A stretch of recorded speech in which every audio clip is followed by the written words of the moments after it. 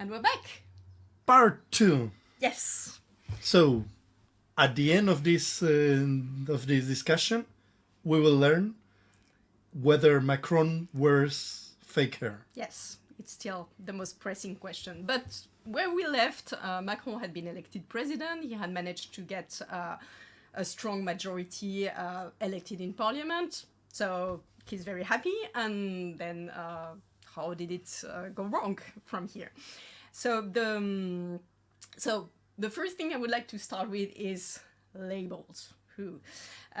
Because something very important, I'm going to call President... Labels? Yes, labels, political labels. So I'm going to be calling Macron a neoliberal. And I'll explain why I make the argument for that. But because quite a lot, especially of Macronists, want to dub him a social liberal, which I think is not accurate, because the principle of social liberalism, broadly speaking, would be to compensate the negative effects of capitalism by state redistribution, in that taxation enabling a strong healthcare system and a strong public education system that is tax funded and ensure a decent quality of living for everybody. But in France, as we discussed last time, the educational system and the healthcare system has been under constant pressure and budget cuts. So their protective role is not guaranteed by the state anymore. And the Macronist politics has mostly been about supporting the private sector, and especially supporting the private sector profits, with the idea that this is the new state role under neoliberalism, enabling the private sector as much as possible. So for me, this is a neoliberal policy, and that's why I think the label that should be ascribed to Macron's policy is very much neoliberal. Okay. I can buy into that, especially because if I remember correctly, one of the first things that happened during Macron's first tenure, was a tax cut to the uber rich. Yes, exactly. So Macron actually has been nicknamed the president of the ultra rich, and this is quite justified. So one of his first and biggest policies was actually a taxation law, so which deleted the highest tax on rich people that had been established by the socialists back in 1980. So this one taken away. There was also the creation of a flat tax on revenues from the capital. So it was, generally speaking, a way to lower taxation of capital, and there was also a lot of redistribution towards private businesses.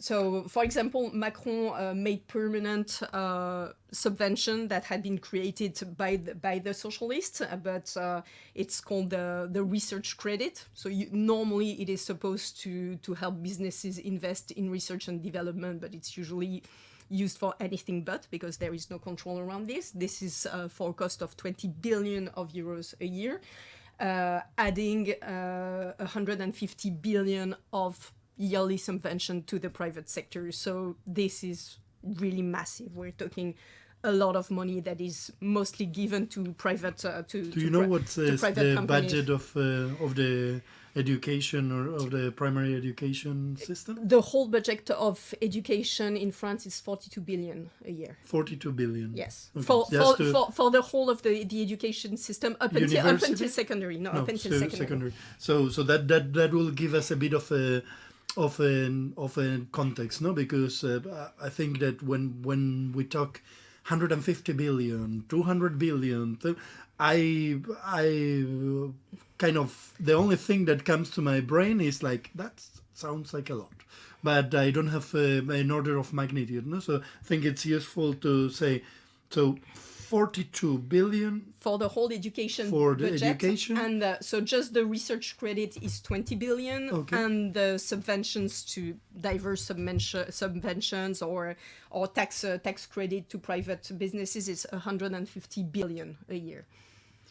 Okay, well, it will be interesting to know a bit the split of that, but nevertheless, because Yeah, no, of at the course. end, when Macron started, and me coming from a world of entrepreneurship, no, and so on, I thought that, well, he spoke English, which is good for a change, right? Yeah, that's And that's okay. Yeah, 1 point. I'll give it. and he spoke a lot about entrepreneurship, and he spoke a lot about innovation in a language that sounded rather familiar and positive from the world that I had been coming from, no, in entrepreneurship, because it's true that there's a lot of jumping hoops and a lot of the 12 trials of Asterix, no, when you're trying to run your own company or to start something, especially when you're doing it without a lot of means, and you just have a lot of will to make a living, and to try to create something for your own. The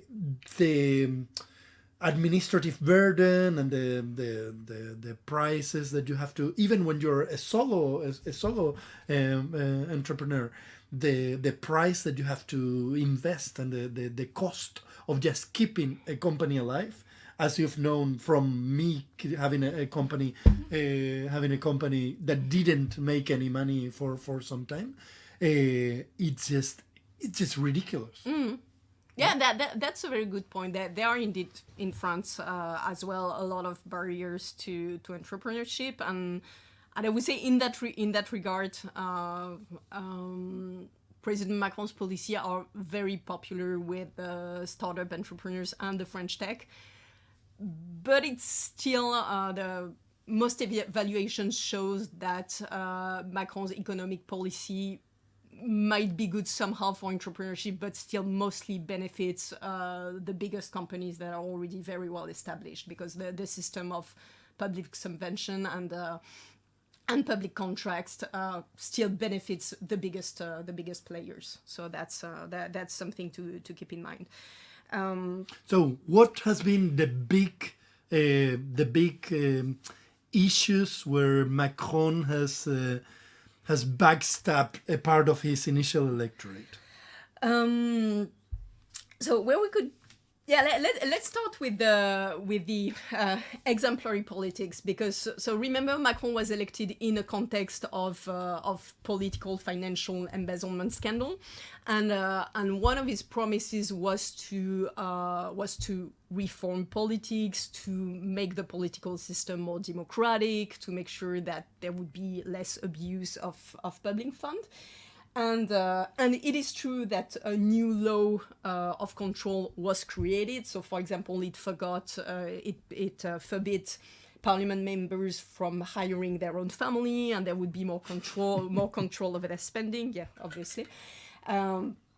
But this didn't prevent the Macronist, and especially Macronist parliament member, to be embroiled in quite a lot of scandal, especially in public funding. You had a couple of harassment cases, including. You have the wonderful secretary for pensions, or whatever, that deserves its own program, but it was we need to touch. It was found out that the secretary for pensions was a member of 13 executive boards, including insurance companies. So there was a clear conflict of interest, and there has been a number of cases for conflict of interest.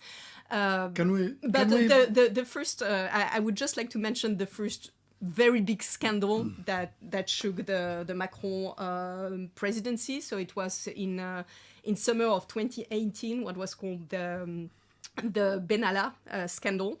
So in the first May of 2018... Is that the lobster scandal? Oh, no, that's not the lobster scandal. we can take... we can mention this one. But what was seen is that there was a video of police violence that was taken during the 1st of May, with a guy dressed as a policeman hitting on some young people that were just part of part of the protest. And with the yellow vest protests? no, that was before the yellow vest. The yellow vest started at the end of 2018. So again, it's summer of 2018, so we're still more or less in the honeymoon phase. But then it was found out that this guy was actually not a policeman. He was a special counselor of the president who had been in charge of his personal security. That was not part of any official structure. That he was a sort of gray eminence, a sort of shadow counselor figure, and he had been beating up people under a police uniform. So officially, he was just here with the police to observe. It's super bizarre, no? Yeah, no, it's but just for fun, or yeah. The story is that he was just there to observe the police and to see how they were managing, and then that he lost it and started to get physically involved and to beat up people. So it was a massive scandal, because then it was found out that this same guy, Alexandre Benalla, was using his position close to the president to do a lot of very shady business dealing, for which he got a lot of commission money, that he had a couple of diplomatic passports that he was also using to travel a lot and do a lot of shady business and what the hell? and take advantage of the fact that he was close to the president. Know. Yeah, this one didn't go out a lot, but it was a massive scandal, because there was this guy, and he was 25 or 28, so very very young, private counselor of entrepreneurial. The president. Yeah, entrepreneurial, definitely. But this was the first big scandal, and something that really stayed, and it was one of the first of what is called the little sentences of Macron, because one of the issues was also that he's been at times very arrogant and saying a lot of a lot of very spiteful, and so he was attacked a lot around this Benalla case. And during a press conference, he said, we now have a press that is not looking for the truth, and there's been so many attacks. But if you want the person, the responsible party, it is standing there in front of you. Come and get him. So that, and this one was very shocking, because he was very sure of his impunity. In France, French presidents have judicial immunity for their whole term in power. Mm-hmm. So saying that come and get me when he knows that he has complete immunity was a very provocative statement. And this sentence became a rallying cry, because when the Gilets jaunes crisis started at the end of the year, we're coming to get you was on all the placards saying that we're coming to get you. So this provocative sentence really blew in Macron's face. And at the beginning of the Gilets jaunes crisis, at some point, the Gilets jaunes were very close to trying to... The yellow vests.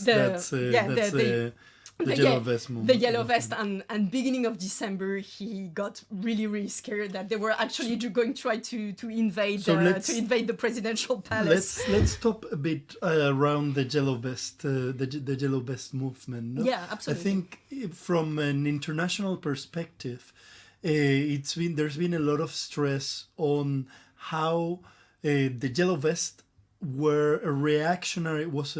how the yellow vest was a reactionary movement against carbon tax on the fuel sector, no, or on fuels, mm-hmm. on carbon-based fuels. But as I've learned through you and through some of the documentary we watched on the topic, it was a very transversal. So it was a very transversal movement that was basically uniting or becoming a catalyst for people from very different places, but most of them the disenfranchised population that is kind of running from short-term contract to short-term contract, that is having a below 1,000 euros salary, and with a lot of instability, and that these parts of the population has been, let's say, more and more disenfranchised over the last decades, right? Yeah, exactly. That's a very good summary. So there was this misconception with the yellow vests that it was a reactionary anti-ecological movement. I first thought that it was Marine Le Pen's Front National adjacent movement, and that's been also in the international media. Yeah, which makes sense because the spark was indeed taxation on fuel. And as you said, what we're talking about with the yellow vest is the small middle class or disenfranchised class, which with quite a lot of very small entrepreneurs actually, or small employees who have to drive, who live in disenfranchised area, who need their car, who drive a lot, and for whom taxation on gas is a huge spending each month, and the smallest variation in gas prices can be a catastrophe at the end of the month. So and the development of the yellow vest movement, so from the international media, let's say, it's been I don't remember exactly, no, but there was a bit of tension, but just the attention that you pay to a French movement of, the French, you know how the French are. The French, they do these protests and they keep entrenched in their protests, and there are some radical segments of the French population, and that's the cost of doing business with them. Well, we do have a huge tradition of protest and demonstration in France. But what's interesting with the yellow vest is that it came from a movement of part of the population. As I said, the popular classes in France were mostly depoliticized, not voting a lot. Part of this population voting Front National, but not the majority.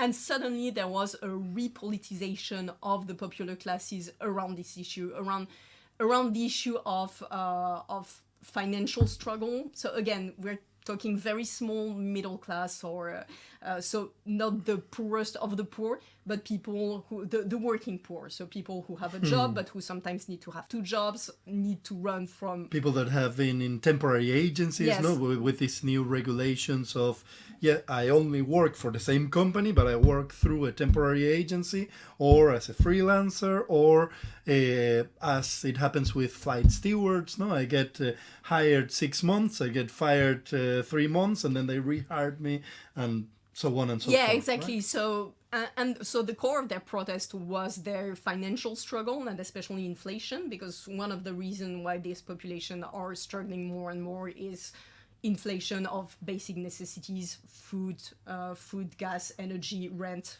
have also the cost of rent, or the housing market has also exploded in France. So that's another burden. So this very small middle class employee working class. But what was these people complaining about while France was just blooming into a new entrepreneurial self? Yes, it was. Well, a huge rallying cry of the yellow vest was that those people were the losers of globalization. So people for whom economic growth and entrepreneurial growth was out of reach. And, so in some way we could connect this movement or this disenfranchisement with similar populations that have been weaponized in different areas, in the States through the Tea Party and the Bernie Bros as well. But there's a bit of that, but mostly by the Trumpians, and in England by the Brexiters. Yeah, that's correct. Weaponized. I'm not saying that this is the nature of these populations, but that they've been very much catalyzed into a political movement. But in France, it wasn't so much a political movement, but it was a manifestation of the actual disenfranchisement, right? Yes, it was a protest exactly, against because Because also one of the misconceptions about the Yellow Vest was that it was a far-right movement, because there were in the Yellow Vest some people that were far-right, and they were highly mediatized.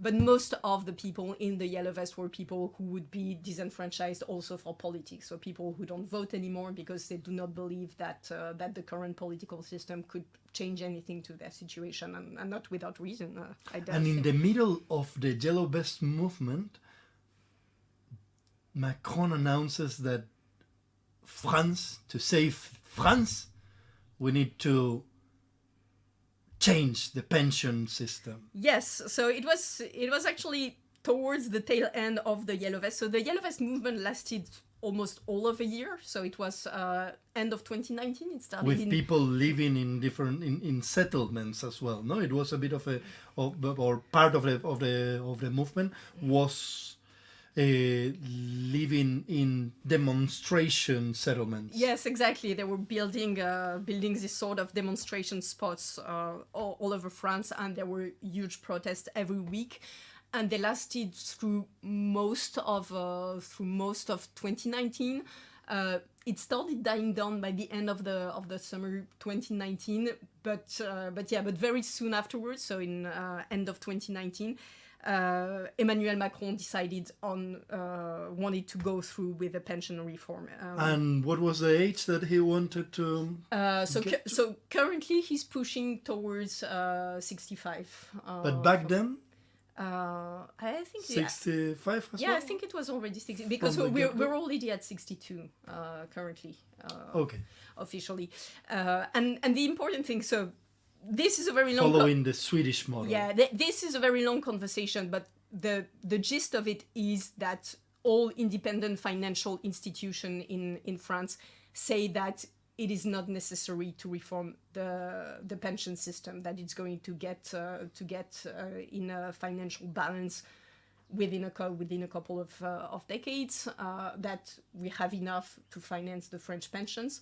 So there is a whole discourse saying that we need to reform the pension and we need to work longer because otherwise there's going to be a deficit. This is wrong. This has been debunked very thoroughly. The core motivation behind the pension reform is just to save money and cut state funding. Well, Amor, I think we need to wrap up this second part. Without a resolution about Macron's hair. But we can start the next segment talking a bit more about how it was perceived, what were the scandals around the pension reform, because those are big. It's a big issue, definitely. Thank you. Thank you.